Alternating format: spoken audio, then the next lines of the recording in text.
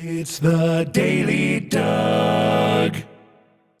All right, y'all, welcome into the Daily Doug. I am beyond thrilled to welcome the legend himself, Tony Levin, in here. Oh, he's looking behind him. He didn't realize. Thank you for being here, Tony. Welcome in.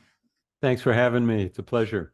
This is a wonderful time, and we've got a lot of new music coming out this fall, and you are among the artists that has some new music coming out. I want to start with that. You have a new album that is being released today.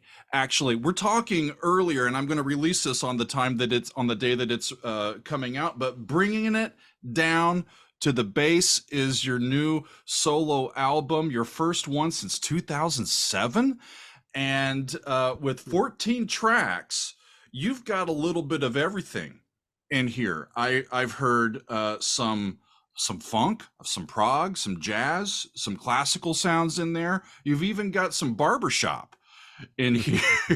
Yeah.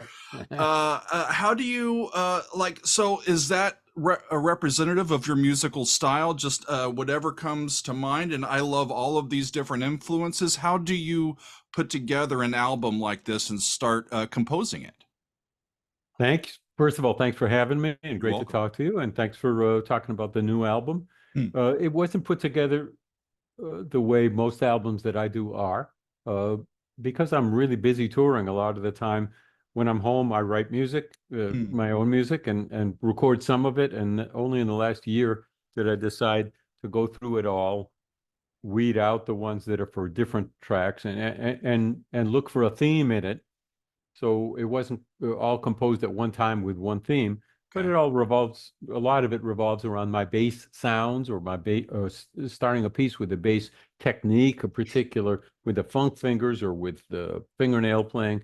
Hmm. And I thought, okay, if I bring those all together, to me, it's valid. And it not only is about the bass, but I accompanied the CD. I insisted to the poor record label that I'm also a photographer, and I wanted to take interesting portraits of each of the basses used in very interesting ways, not in a studio, not in normal ways, and maybe some explanations about the bass and about my relationship with the bass. So in that sense, it's about the bass, and if there's anything Hmm. I ought to know about after all these years, it's the bass. Well, how many different bass instruments did you use? I mean, most people have like their baby, like the instrument that they tour with or they perform with. You're like, give me any of these. I'll make all of these. That's the one thing about going through a lot of your sounds over the years.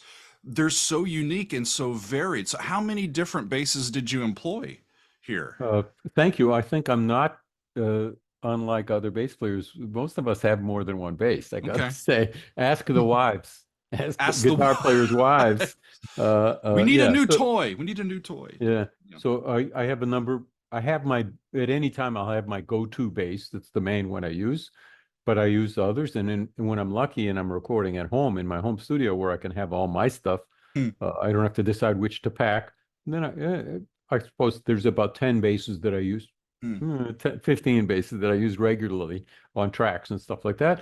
And on this album, I resolved to vary it a lot, and especially because the piece begins for me with a sound that I hear in my head of the what the bass, and then I look around, what bass will there be? And some Hmm. basses do. I look at it as they give basses are instruments. They give you a gift. They give you of their sound. I have one bass, the electric upright Hmm. NS makes it. I just play a low note, and it's like what everybody wants on their ballad. And when if I'm playing on somebody's song, and I play that note, the engineer and the producer go, "Oh yeah, that's what Tony, you're great." And I'm Hmm. thinking, I'll take the credit, but I'll it's take not me. It's this instrument. It's my act. So we have Well, that relationship, me and the instruments. that's cool. I mean, the instrument does need the interaction with the human, you know. So Well, there, I give something to it. there you go. So I'm gonna go right into it. I had never heard of the Chapman stick Okay. until I saw you using it, and I got to tell you, we'll get to this later, but I have this book, Ooh. the transcriptions of this, and I've actually gone through. I did an analysis of discipline from this, and Good it's luck. it's amazing. You know, and I was looking at the notation for the Chapman stick, and I'm like, how Mhm. does this work? So you've got one side that's bass strings and the other side are guitar strings. Is Yes. that right? How did you get first introduced to this instrument and learn to play it? And what I really want to know is like, what's the process of playing that instrument? You've got to one think about the supporting low tones, but you've got this treble stuff up here as well. With both hands, I'm mesmerized by it. Talk about using this instrument. Thank you. In about 1975, Emma Chapman it had invented this instrument, released it on the world. I got it pretty much that right away.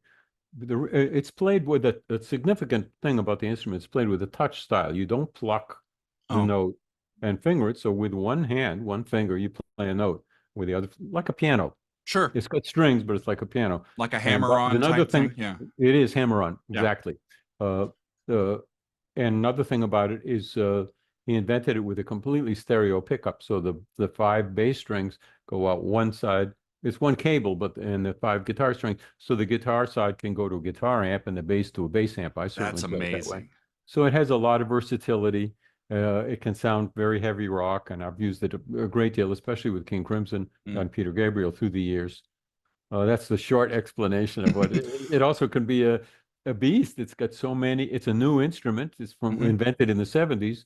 So you see a video of somebody, another player doing stuff. I never thought of doing it that on it. So there are so many new techniques that guys and women come up with that it's a new field and very interesting one. Which track on the new album, if or tracks plural, does it feature on in this new album?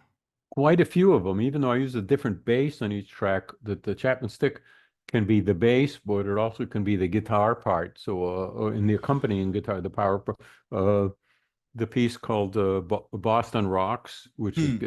both heavy rock in the beginning and then a more, when I go into the more intellectual side of Boston, it's kind of progressive rock almost, and that features the Chapman stick quite a bit. Awesome. Well, I read that Boston is kind of your area, your hometown I no longer area. live there, but it's where I'm from. Yeah. Yeah.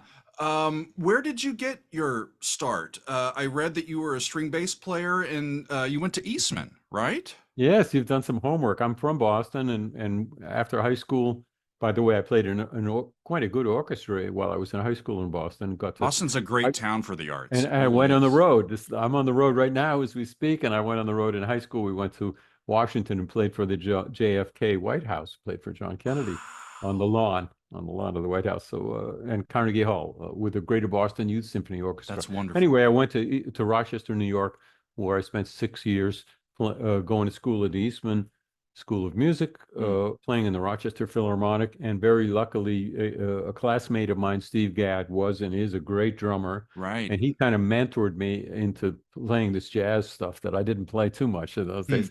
And then later, well, while we were still in school, we started playing rock together, and we moved to New York almost together Hmm. after Rochester and became studio musicians. That's the short Yeah. version of my career. I've been a fan Started of in classical, then went to jazz, and then went to rock. I've been a fan of Steve's for a long time Okay, as well. So I read that you had the opportunity to play under the direction of Igor Stravinsky himself. true. I go that far back. Tell me about that because I would, what was rehearsal like? Was he tall? Did he, was he a go-getter or was he not? What do you remember? I remember there wasn't much of it, but I remember it all, I think. Hmm. He came to Rochester to conduct not the Rochester Philharmonic, but the Eastman School of Music Orchestra, Hmm. very good orchestra, Eastman Philharmonia, maybe it was called, in a new piece of his, but also the Firebird, notably the big hit. Right. Uh, and we were excited. It's a kind of geeky story, but classic. Well, I can be a geek at times. I have The my last, doctorate. I have my doctorate from the University of Kansas in okay, so theory and you're there. composition. We're free to geek out here. So the last movement, when da da do da da da da da do Dun, da dun, da dun. da, oh, gong, gong. Is he going to slow it down as much as Leonard Bernstein did in his version? Ah. And that's what I was excited about to see. we were rehearsed not by Igor Stravinsky, by Robert Kraft, his protege, and Sure. famously the guy who did the work, because Igor Stravinsky was quite old at that time. He came in for the rehearsal the day of show, and uh, the look on his when we got to that part of the piece, he did not retard at all. He did it just, and the look on his face spoke volumes. It was the look as if you had had a lemon, just eaten a lemon, like. But you can go online and just see him as it, and you see that look a lot. And it said, why would I this piece was written so well. Why would I ever change the way it was written? You will not change. You just Just keep right on going, and we were plowing all through. like, yeah, okay. But so that was the main thing of my interaction with Igor himself. That's cool. It reminds me, I did my master's work and I taught for a long time at Westminster Choir College. Oh, And we had the opportunity when I was a graduate student there to sing the Verdi Requiem with Riccardo Muti oh, in the New York Phil. And the one thing that he was the one thing that I remember from him in the rehearsal process, of course, the rehearsals with him were very few because he came in at the very end, of was course. just trying to get us to get the Italian just right. And you got it, and he's still out there doing his thing Yeah. too. Wow. It's amazing. Wow. So you mentioned that you're on tour.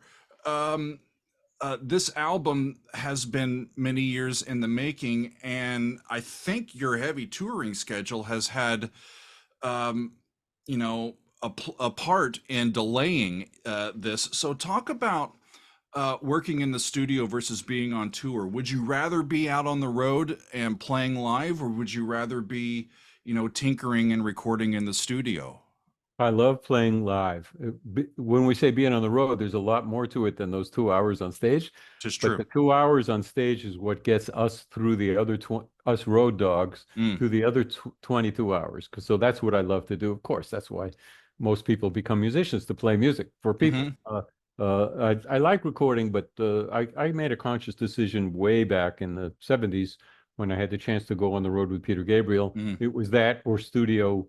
Was very connected in the studio scene in New York, and I knew without a doubt that I prefer to play live. And since then, I record nowadays from home. We Sure. trade files, but I do it between touring, between doing what I most love to do. I'm happy to do both, but I really love playing live and sharing that experience of the music. If it's good music, you want to share it with Right. people who pay attention and care about it, and that experience kind of grows beyond what the right now as we speak. We're rehearsing the music for the Beat Tour, For the so Beat rehearsals are Tour. fun. Yeah, we'll talk about that. The rehearsals are fun, and we're playing the music the same.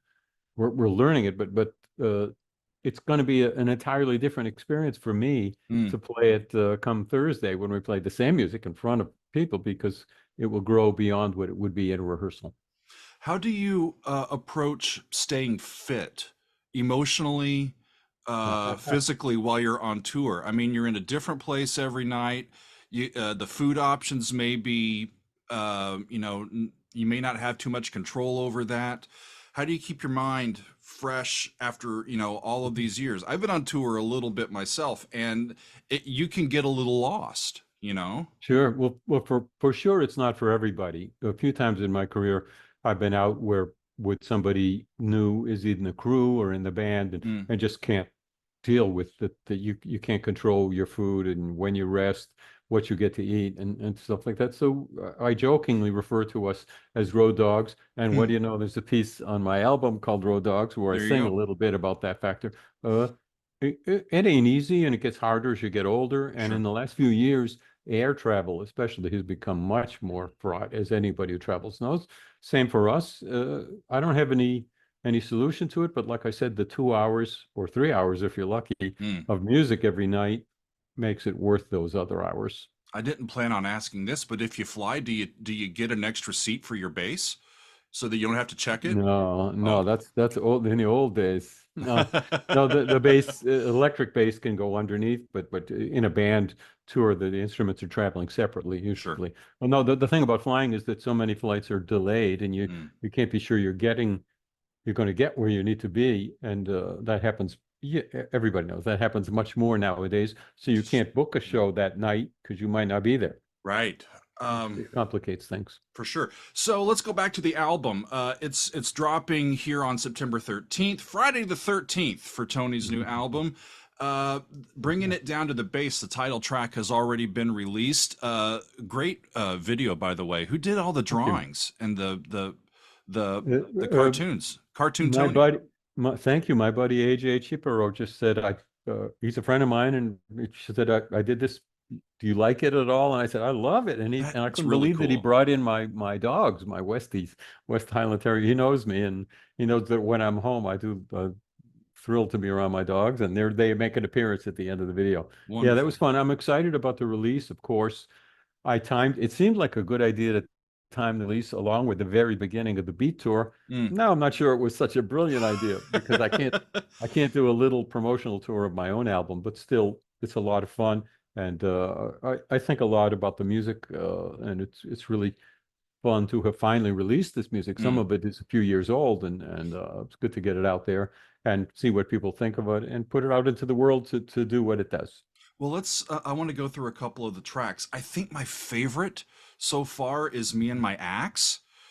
Uh, Thank you. I really like that one. The classical sounds that are on Beyond the Bass Clef really appealed to me as a vocalist and a When choir you said the geek. word choir, I thought, okay, have I got the track for Okay. you? Yeah.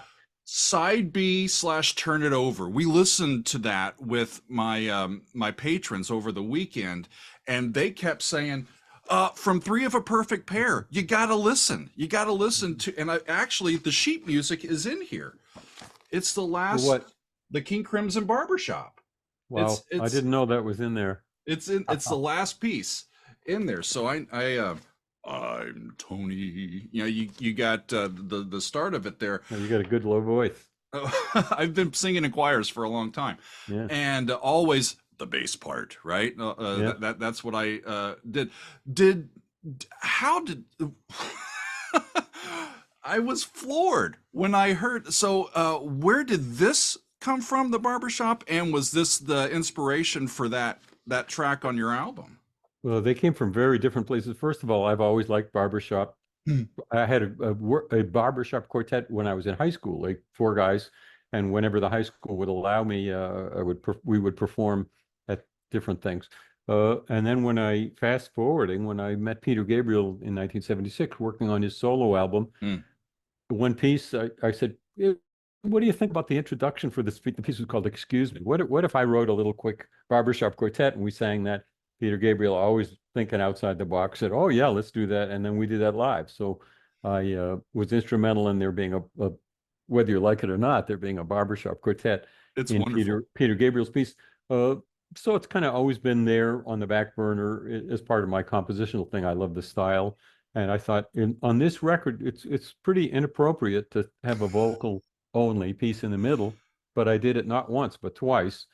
And the reason I did it on this is I had a poem I had written about the experience that some of us know of turning the album over, the LP exactly, getting up, Hmm. literally getting up from your chair and turning, and the thing I remember about it, the mental experience of not knowing here, side B, it's a mystery, and maybe it'll be different, maybe it's Mm. more of the same. You just don't know. So I had written a poem about that, and I thought I'll bring this to life with a barbershop quartet. And I intentionally, this album, if there's a theme to me personally, Mm. it's that I broke rules that I don't usually break in a Cool. number of ways. So barbershop quartet has a number of rules, harmonic rules, and you don't have a bass solo in the middle of it. And I don't mean the bass singer. I mean a fretless bass. You just don't.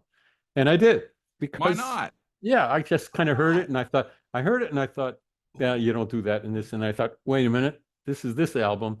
I did it. So it is a barbershop quartet with a little bit of a break, not a break, but the four voices singing background under a bass solo. Under a bass solo. Let me Well, mention that yeah, there's sure. what I thought you would jump on.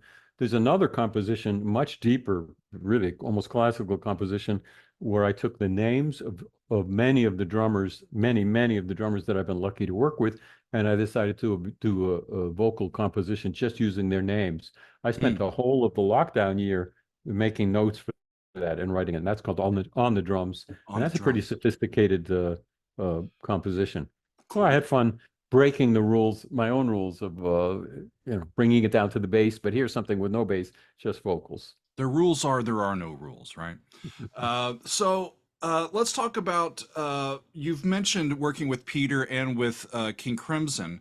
How do you well, the bass itself is most often an instrument that supports a composition. You know, it's Mhm. got that grounding, and this concept of providing support, providing some melodies.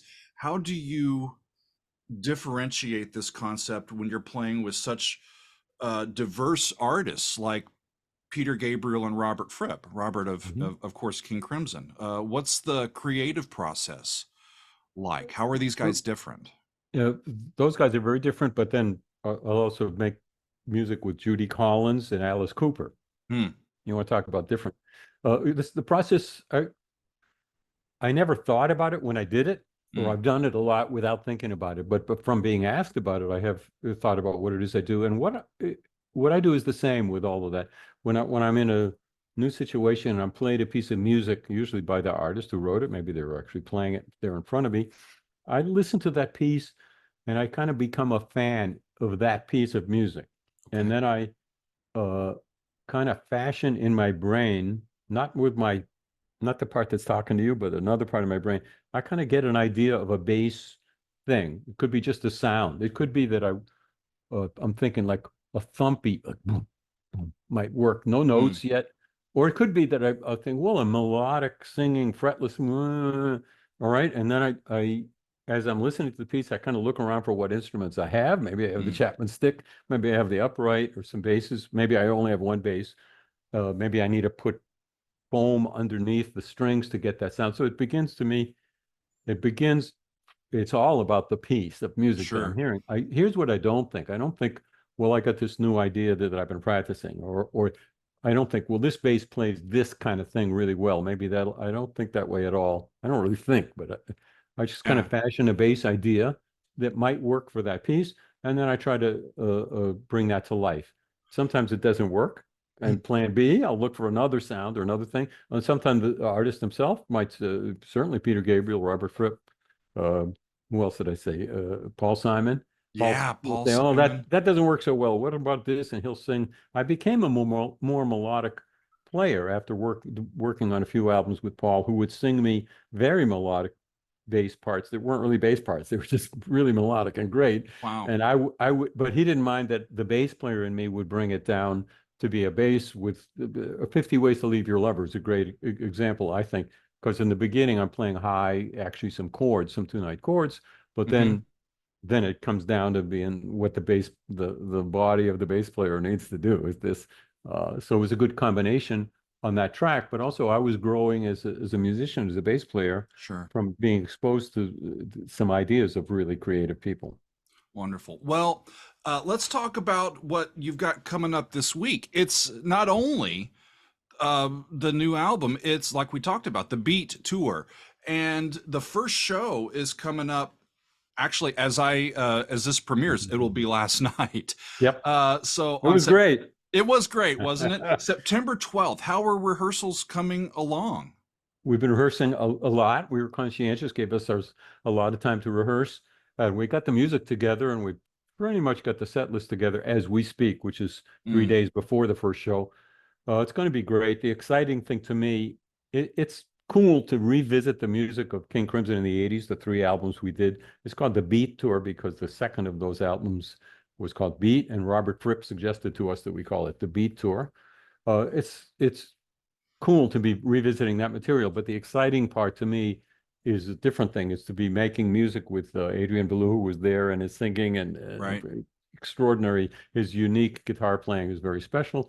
And Steve Vai, a great guitar player, Sure. notable, famous for being a great musician and great technique. And Danny Carey playing the drums is he knows Bill Bruford's parts from the 80s, but he also Yeah. takes it in different directions. So to me, the excitement is the new direction and the newness of it, Wow. coupled with really, hopefully, what you feel is good, well-written material from the Yeah. 80s. For me, there was room to grow on my own parts to change Okay. them and have them grow into being better So anyway. is But so is then with this these guys, they right? kind of inspire me to try and make my parts even better. So is Right. this a reimagination or a recreation of these pieces, or I'll a leave little? I'll leave that for other people to analyze, especially because we have not played the first show yet as we speak. Aha! But to Yeah. me, what excites me is the newness of it. Okay. But I of course appreciate the classic element of it. Will this be the first time that King Crimson music has been played on a tour without Robert Fripp in the band? Well, far from it. Oh, okay. We play this music all the time. I Okay. play it in my group, some of them in my group Stickmen. I Okay. play jazz versions in my group Levin Brothers. Adrian Cool. Belew tours as the Adrian Belew Power Trio Makes all sense. the time and plays a lot of this. Wow. I we mentioned well, let me go to this. How did the idea for the four of you to get together come about? It, What caused y'all to come together? it was Adrian Belew's idea many years ago. He has a co-producer about it, and they spent years before they could get the lineup and get the timing where everybody's free to do it. Hmm. So COVID came. It would have been during what was COVID year, but it Oh, got postponed.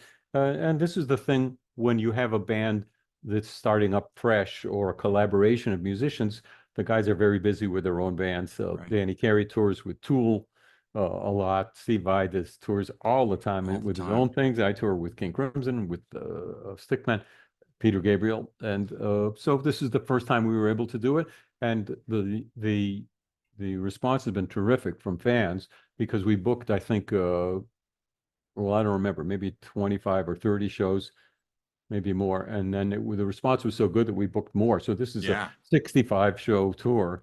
I haven't done one of those in quite a while, but it's actually all in one segment, pretty much in Yeah. one segment. I gotta tell you, the people that are members of my Patreon community are all music lovers, and they're beside themselves. We've got a few people that are going to be at your shows later this week, and people said, "I'm going to this one. I'm going." It's they are eager to Mhm. experience this music live with y'all. I think that's great. That's a big part of our own excitement, Yeah. especially Adrian and I, who know the fans and are in touch with a lot of the fans of King Crimson. Mm. It's a really special thing, and I know a number of people who told me they're coming to multiple shows, and that's a good reason to inspire me to be sure to make the music grow and not the Mm. same every night, and that'll be exciting. Yeah. So y'all will have a variable set list, I'm sure.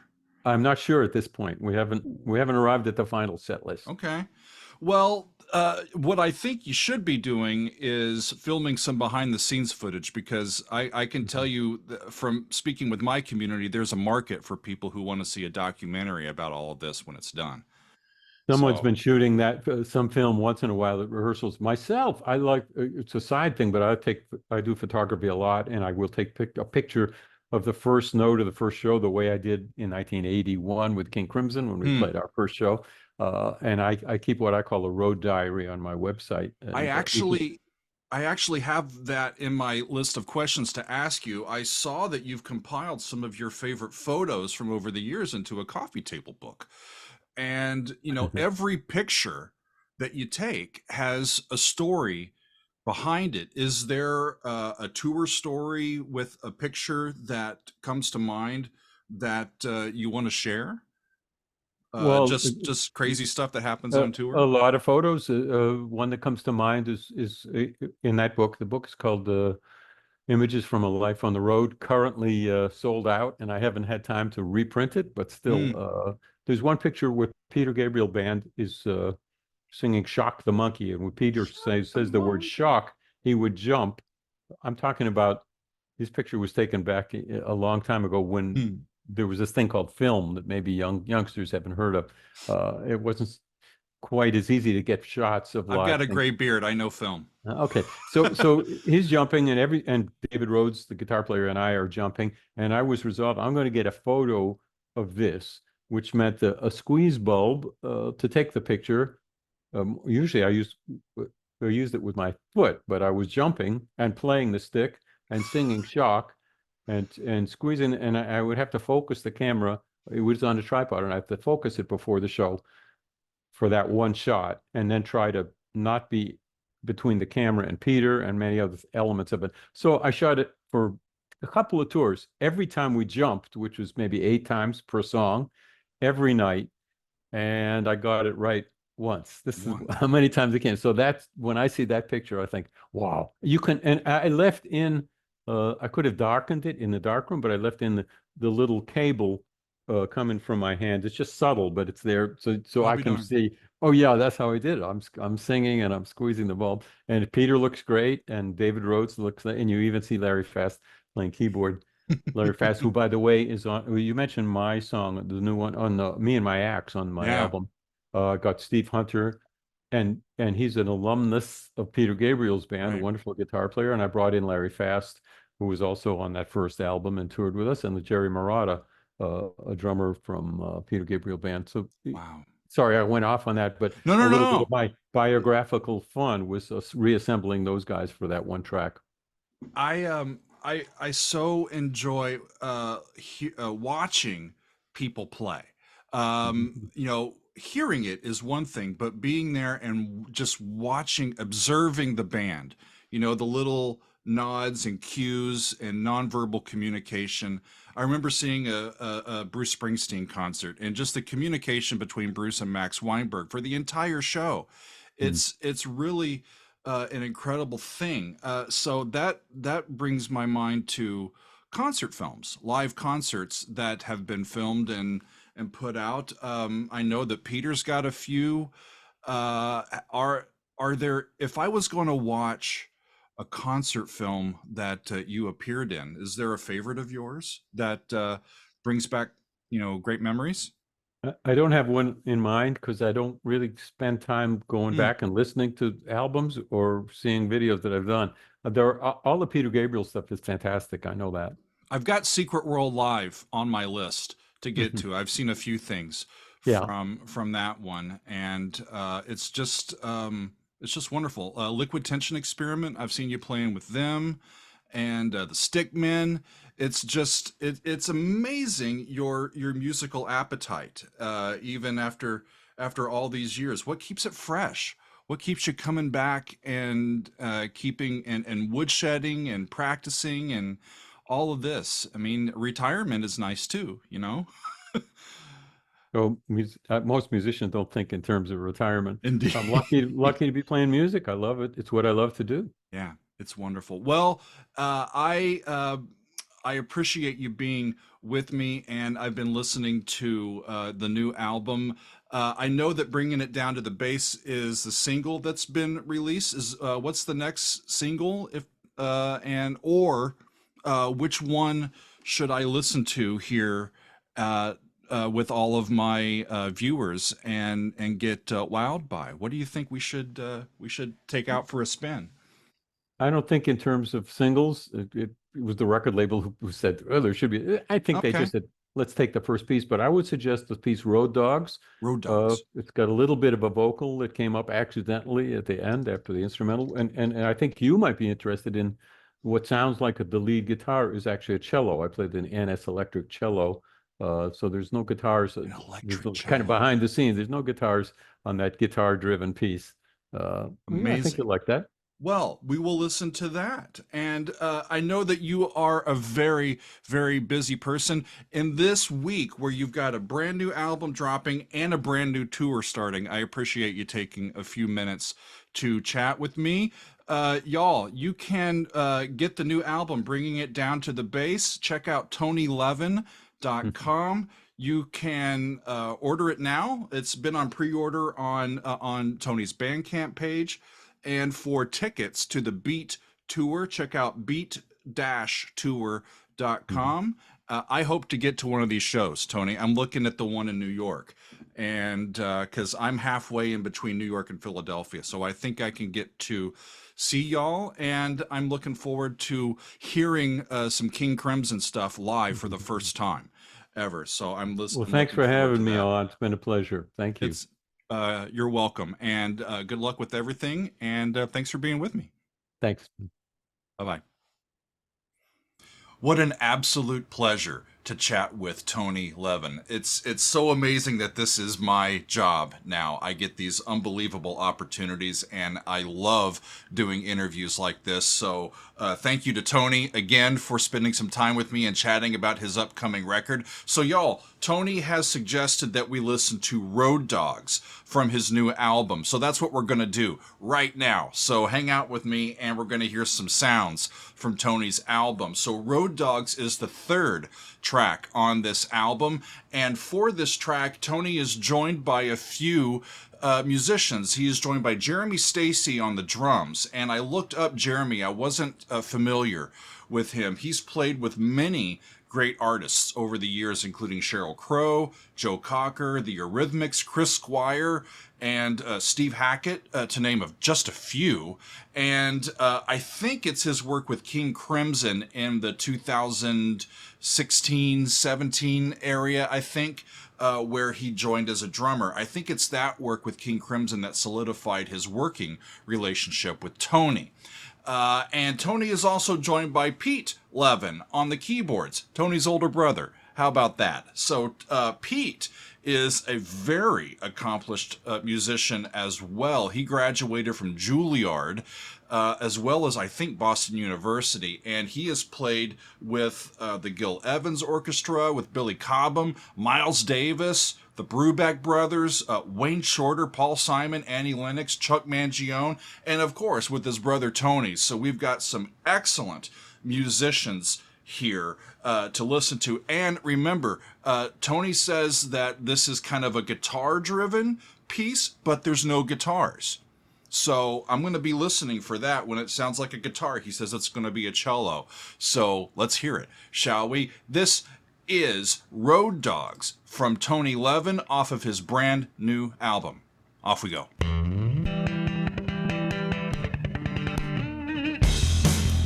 A little flair there at the beginning. Nice. Straight four.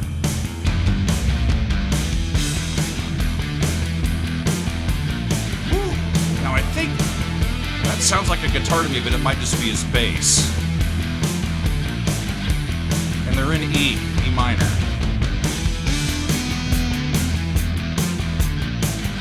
That might have been the cello. Yada, maybe.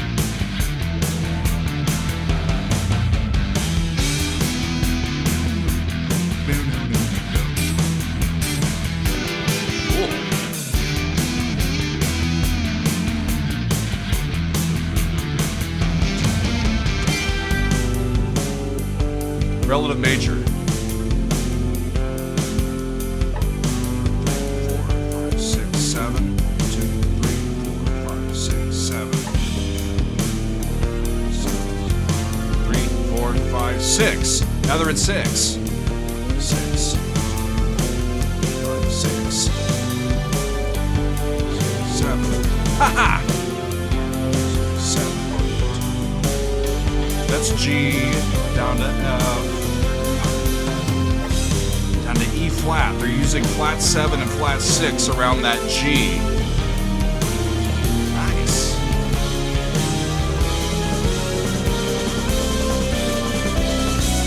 Nice.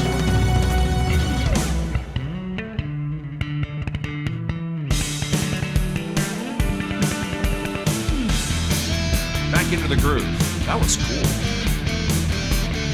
This is going to be the cello.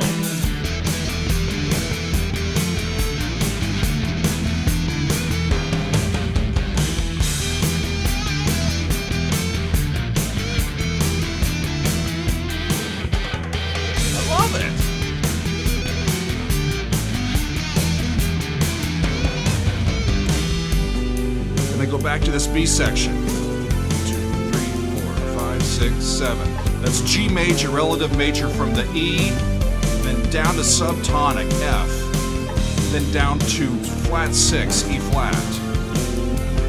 And just using these parallel chords.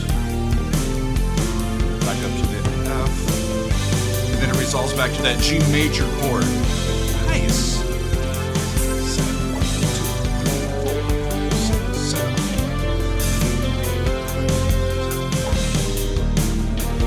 6. Yeah. 5, 6.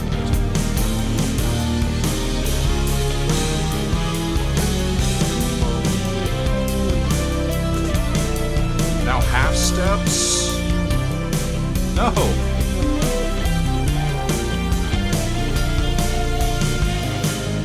Same idea, except where he's at now I can't figure out. I didn't catch it. Another whole step.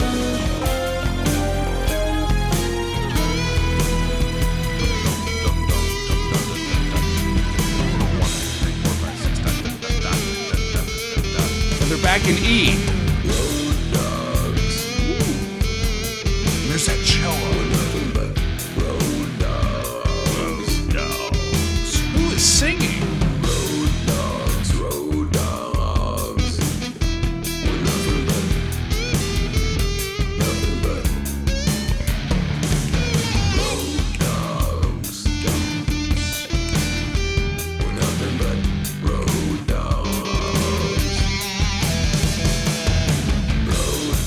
I'm in love with this, friends. This is going on my road trip music playlist. Riding and rigging and soundchecking, gigging and packing and loading and driving and roading. Road dogs. Trucking and bussing and rigging and trussing and fixing and tuning and mixing and crooning. How cool is this? Ain't nothing but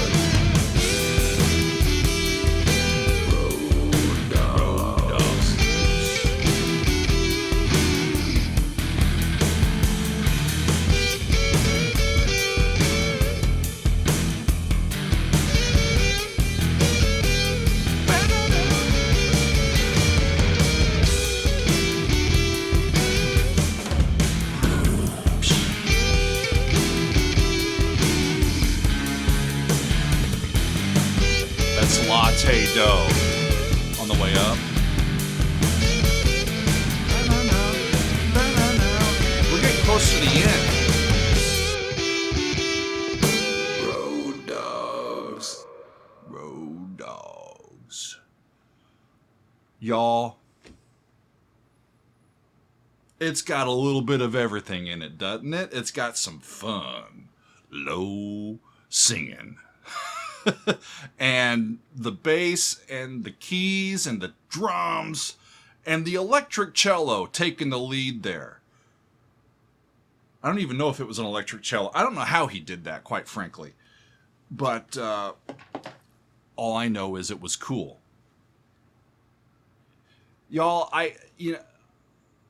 music is so great, isn't it?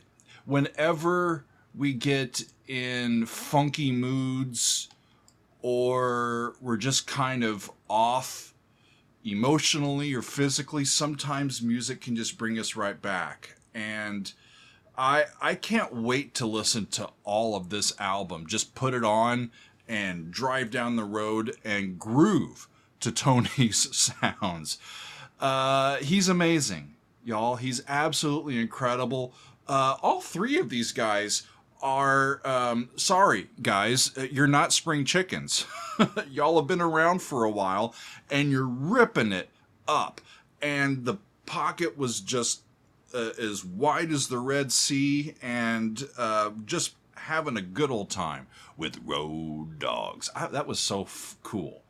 Friends, this has been a wonderful episode. I love doing these interviews. I'm hoping to do some more this fall, and I thank you for watching these. It's one of these things where it's part of the perk to having a channel like this. We review a lot of music, obviously. We love taking it apart and understanding what it means. And as we do that, we, I think, get to know some of the underlying personality of the players, of the musicians, of the composers, even if we've never met them. And it's just a wonderful opportunity when I get to meet somebody, even virtually, like this in a Zoom and get to pick their brain a little bit and ask for sort of the inside scoop and the deeper story to some of these things, and to just be with them and spend some time with them for a little bit. It's a great privilege, and I love the opportunity. I love it to do this. And y'all, I can't stress this enough. Tony is a busy man. He is coming your way with the Beat Tour with Danny Carey and Steve Vai and Adrian Belew, and he's also got his brand new album out, Bringing It Down to the Bass. It is available now, my friends. It is available now. Friday the 13th in September. It's time to go get it, friends. All of these tracks, I've listened to most of them now, and they're varied, and they're all just wonderfully and lovingly produced. I think you'll enjoy it. I certainly have, and I've enjoyed all this week. It's been a wonderful week, but it's a great thing to cap it off with some music and a conversation with Tony Levin. Thanks, y'all, for being with me. We'll see you next time on another edition of The Daily Doug. It's the Daily Doug. Welcome to the Daily Doug. The Daily